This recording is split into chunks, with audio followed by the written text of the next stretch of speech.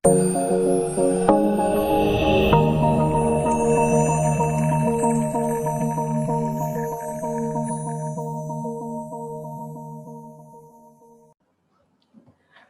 bertemu lagi di channel Belajar dengan Pak Seno. Nah, kali ini kita akan membahas tentang ukuran nilai sentral.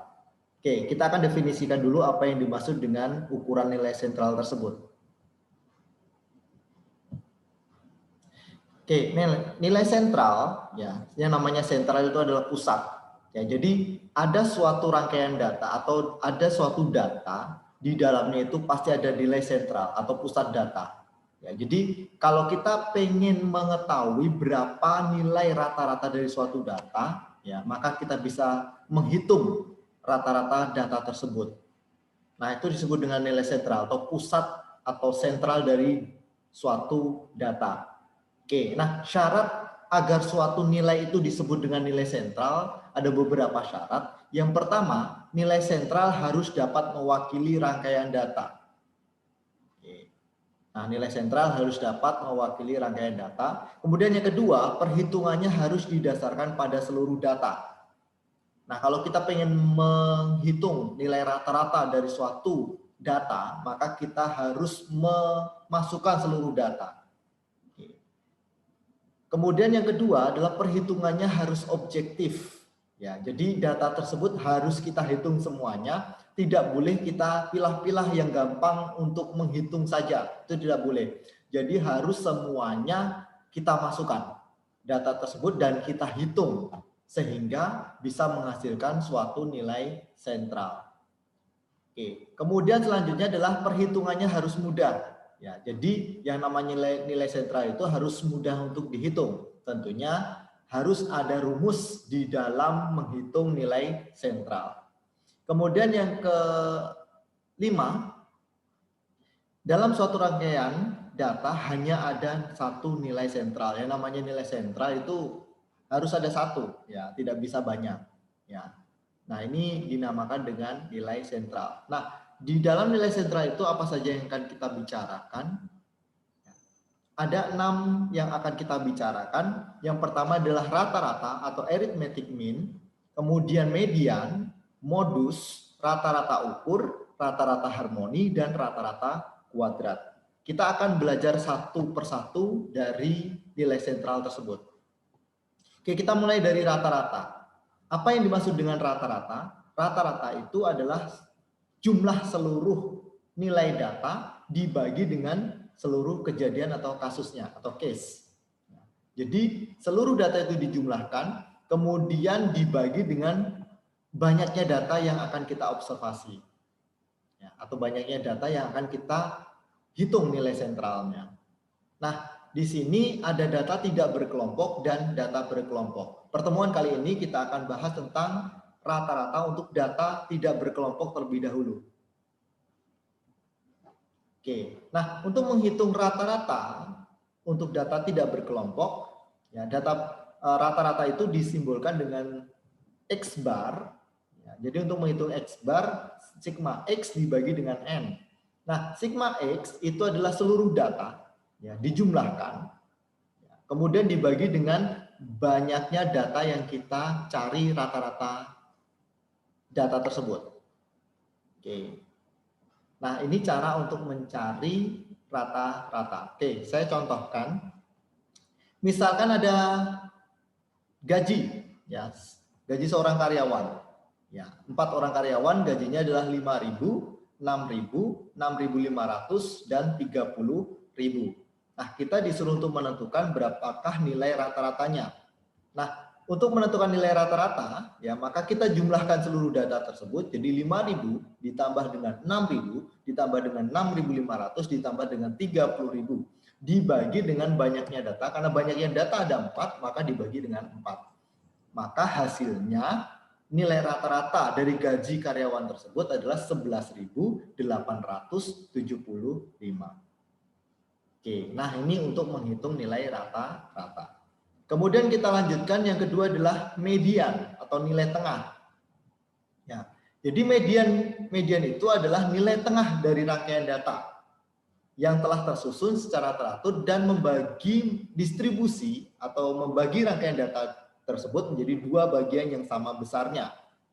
Oke, kita akan bahas tentang median untuk data tidak berkelompok terlebih dahulu. Oke, untuk menghitung median data tidak berkelompok, maka caranya adalah kita urutkan datanya terlebih dahulu, kemudian baru kita tentukan letak mediannya, kemudian setelah itu kita menentukan nilai mediannya. Oke, contoh dari kasus tadi, ya, misalkan ada gaji karyawan, 4 orang karyawan, 5.000, 6.000, 6.500, dan 30.000. Kita disuruh untuk menentukan nilai mediannya. Nah, sehingga kita akan menentukan nilai median. Nah, sebelum menentukan nilai median, maka kita urutkan datanya tersebut terlebih dahulu, ya, dari data terkecil sampai dengan data terbesar. Oke. Setelah kita tentukan urutan datanya, maka kita tentukan letaknya. Oke. Untuk menentukan letak median, rumusnya adalah N ditambah dengan 1 dibagi dengan 2. N itu adalah banyaknya data yang akan kita cari nilai mediannya. Oke. Nah, ada 4 data, maka 4 ditambah dengan 1 dibagi dengan 2. Letak mediannya ada di 2,5. Oke, kemudian langkah selanjutnya adalah kita tentukan nilai mediannya. Nah, untuk menentukan nilai median, ya, maka 2,5 itu berada di bilangan kedua dan bilangan ketiga. Bilangan kedua dan bilangan ketiga. Sehingga karena berada di tengah-tengah, maka kita akan menjumlah kemudian membagi 2 atau merata-ratakannya. Oke, jadi bilangan kedua, urutan kedua adalah 6.000 dan 6.500. Jadi 6.000 ditambah dengan 6.500 dibagi dengan 2. Hasilnya nilai mediannya adalah 6.250. Oke, nah ini cara untuk menentukan nilai median. Kemudian modus. Ya, modus. Nah, modus itu adalah data yang memiliki frekuensi terbesar. Ya, jadi frekuensi, ya, bukan nilai data yang terbesar, tetapi frekuensi yang terbesar. Atau dengan kata lain, data tersebut paling sering terjadi atau paling sering muncul. Ya. Oke, nah untuk menentukan nilai modus di data tidak berkelompok, ya, kita kasih contoh, ya, misalkan ada data 4 orang karyawan, gaji 4 orang karyawan. Nah, gaji 4 orang karyawan ada 5.000, 6.000, 6.500, dan 30.000.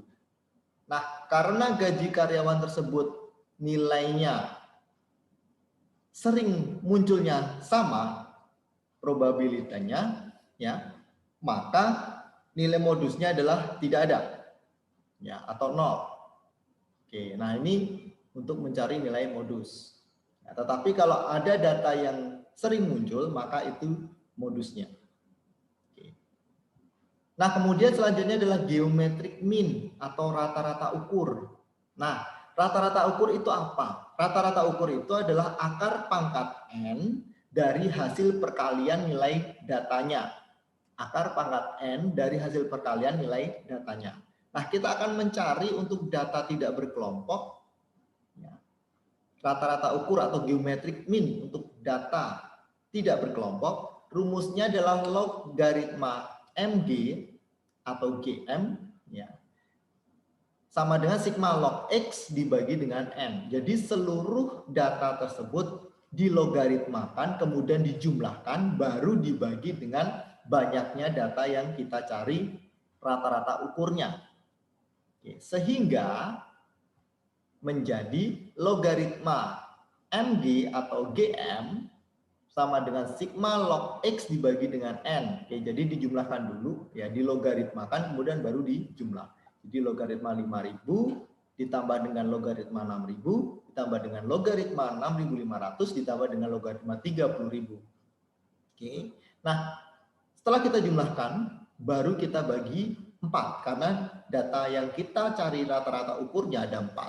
Oke, sehingga nilainya adalah logaritma MG 15,7672 dibagi dengan 4. logaritma MG 3,9418. Oke, nah kita disuruh untuk menentukan geometric mean-nya, bukan logaritmanya, sehingga kita akan mengantilogkan. Ya, kalau di kalkulator ada 10 pangkat X, nah silakan ditekan saja 10 pangkat X. Nah, itu adalah antilog. Oke, sehingga 10 pangkat 3,9418, maka geometric mean-nya atau rata ukur dari data tersebut adalah 8.745,81. Nah, ini adalah nilai geometric mean atau rata-rata ukur. Kemudian kita lanjutkan, ada rata-rata harmoni atau harmonic mean. Nah, rata-rata harmoni itu adalah kebalikan nilai rata-rata hitung dari kebalikan nilai datanya. Ya, jadi ini sangat berkebalikan dengan rata-rata hitung. Ya. Oke, nah kalau di rata-rata hitung, ya rumusnya tadi adalah sigma X dibagi dengan N. Nah, kalau di rata-rata harmoni karena kebalikannya, maka rumusnya adalah N dibagi dengan sigma 1 dibagi dengan X. Oke, kita akan coba untuk menghitung atau mencontohkan bagaimana caranya untuk mencari rata-rata harmoni. Nah, data tadi yang sudah kita cari dari awal, ya ini datanya gaji karyawan, ya ada 4 orang karyawan. Oke. Nah, kita disuruh untuk menentukan rata-rata harmoninya. MH adalah N dibagi dengan sigma 1 dibagi dengan X.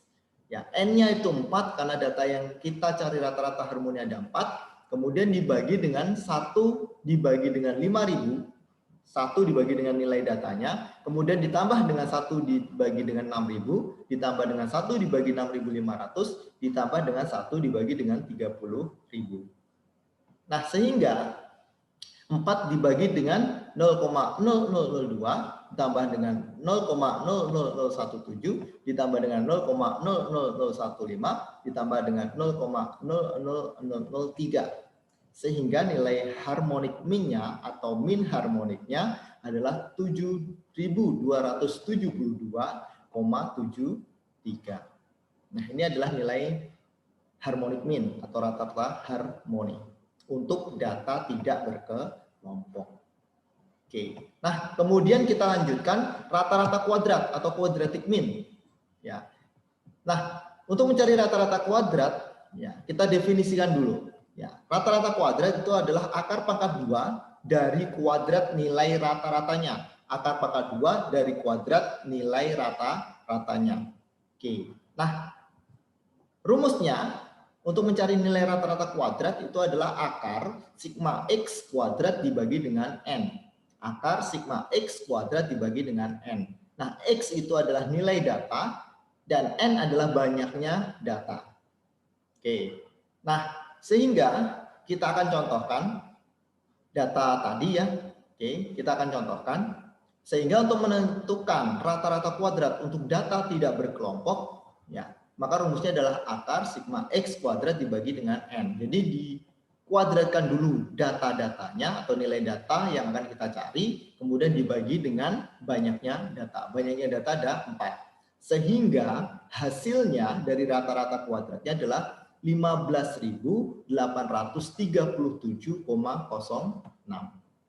Nah, ini cara untuk mencari nilai sentral dari rata-rata hitung sampai dengan rata-rata kuadrat. Nah, kemudian kita akan coba untuk mengolah data dengan menggunakan SPSS. Oke, kita akan mengolah data dengan menggunakan SPSS. Nah, di sini ya, kita akan mencari nilai sentral ya dengan menggunakan SPSS. Kalau tadi adalah perhitungan manualnya, nah sekarang kita akan menggunakan aplikasi SPSS. Oke, nah di sini ada variable view, kita ketikkan adalah gaji, kemudian labelnya gaji, ya, kemudian kita align-nya adalah center, ya. Kemudian setelah kita masukkan variable view-nya, kita masukkan datanya. Oke. Nah, datanya ada 4 data tadi, ya. Maka yang pertama kita akan mencari min, median, dan modus. Oke, caranya adalah kita klik analyze. Oke, kemudian descriptive statistik, ya, kemudian frequencies. Oke, kemudian kita geser ke sebelah kanan, kemudian kita klik statistics. Nah, kita cari di samping sebelah kanan ada central tendency atau ukuran nilai sentralnya, ya, ada min, median, modus. Kita centang semuanya. Kemudian kita klik continue, kemudian kita klik OK. Ya.